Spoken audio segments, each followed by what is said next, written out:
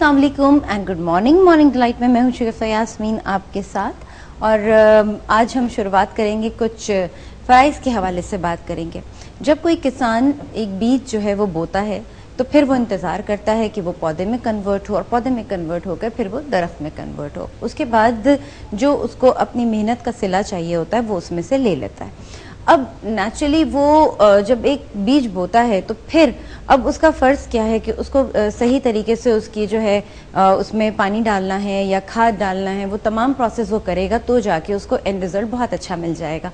इसी तरह से हम कहते हैं कि बच्चे होते हैं, जब पेरेंट्स उनको इस दुनिया में लेकर आते हैं तो फिर होता ये है कि उनको शुरू से ही उस तरह से ट्रेन करना चाहिए कि जब वो एक तनावर दरख्त बने तो उनके अंदर वो तमाम क्वालिटीज़ हों जो एक माशरे के लिए सूटेबल होती हैं, या हम कहते हैं सोसाइटी के लिए बेनिफिशियल होती हैं, और उसमें ज़्यादा वो चीज़ें ना हों जिसको हम कहते हैं कि नेगेटिव होती हैं या जो कि माशरे में एक बुराई को जन्म देने में हेल्प करती हैं। वो चीज़ें कम होनी चाहिए।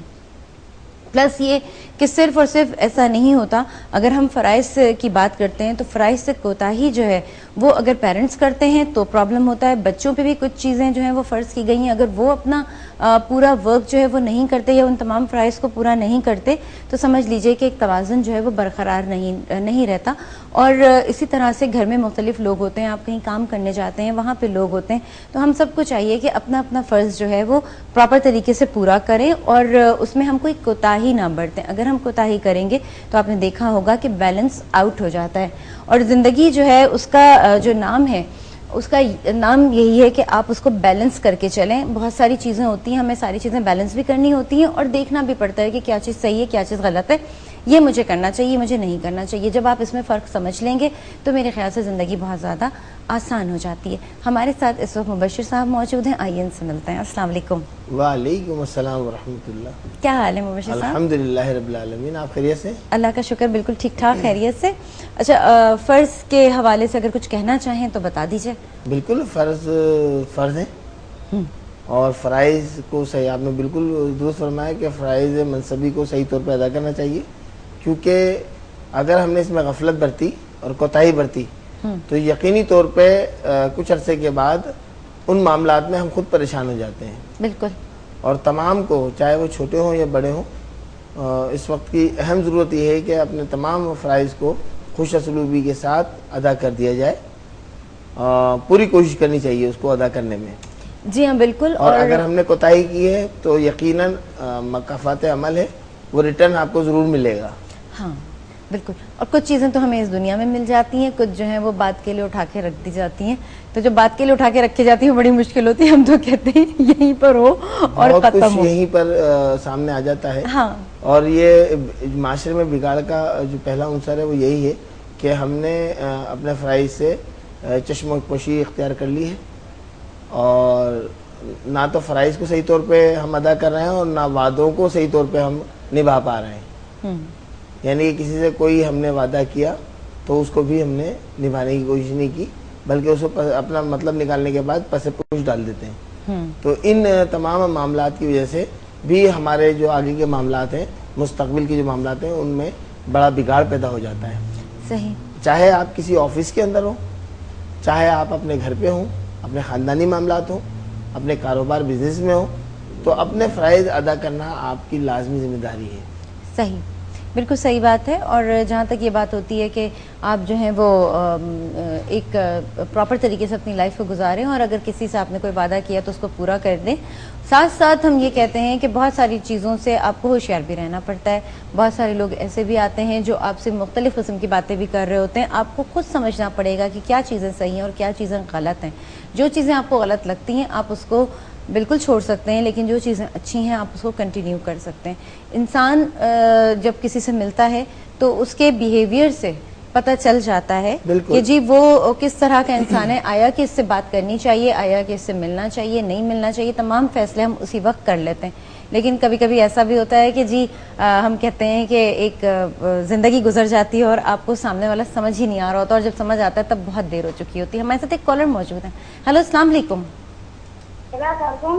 वालेकुम अस्सलाम। कौन बात कर रही हैं? मैं सना बात कर रही हूँ कराची से। सना, अपने बारे में सवाल करना है? मुझे अपनी फुप्पा के बारे में पूछना और अपने बारे में भी पूछना है। अच्छा सना, पहले आप अपनी अम्मी का नाम बताइएगा। शारमीन कौसर। और मेरे शोहर का नाम है नासिर और उनकी वालदा का नाम है मंजूरा माई। अच्छा ठीक है जी, हमारी शादी को 4 साल हो गए, लेकिन कोई भी नहीं ना बगैर लड़ाई झगड़े के गुजरता नहीं है। क्या वजह है? जो क्या बोलते हैं, कोई बात मेरी यकीन नहीं करते किसी बात पे, और जैसे भरोसा नहीं करते कोई चीज। बहुत परेशान रहती हूँ मैं यही बातें सोच सोच के कि वो ऐसी बातें बोल जाते हैं तो सारा दिन मेरे दिमाग में घूमती रहती है, बीमार रहने लगी हूँ, हर वक्त सोच रहती है मुझे। रोज जाना लड़ाई होती है, इतनी जरा सी बात होती है और इतनी बढ़ जाती है लड़ाई के बाद, बहुत लड़ाई होती है। ओके मुबशीर साहब, कोई सवाल है? हेलो जी जी बोलिए। मेरे फुप्पा का नाम है जब्बार। है किसका नाम? फुप्पा का। जी मुझे अपनी फुप्पा के बारे में पूछना है। जुल्फकार साहब की वालदा का नाम क्या है? जुल्फकार साहब की वालदा का नाम।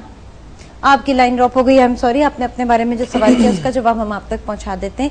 कोशिश किया कीजिए कि जब आप कॉल करें तो एक मसला एक वक्त में डिस्कस कर लीजिए, क्योंकि बहुत सारे कॉलर होते हैं और उनको भी हमें अटेंड करना होता है। तो नेचुरली आप अगर शॉर्ट बात करेंगे, सिर्फ काम की बात करेंगे और एक ही सवाल करेंगे तो हम ज़्यादा लोगों को जो है वो मौके दे सकते हैं। जी सना बिनते शाहीन कौसर, इनके शौहर नासिर बिन मंजूरा माई। सना, ज़रूरी नहीं होता हर किसी के साथ अमलियात के मामलात हों या असरात के मामलात हों। इल्मुल आदात के मुताबिक जब ज़ायसे तरतीब दिया जाता है, कैलकुलेशन की जाती है, तो बहुत सारी चीज़ें सामने वाज़े हो जाती हैं।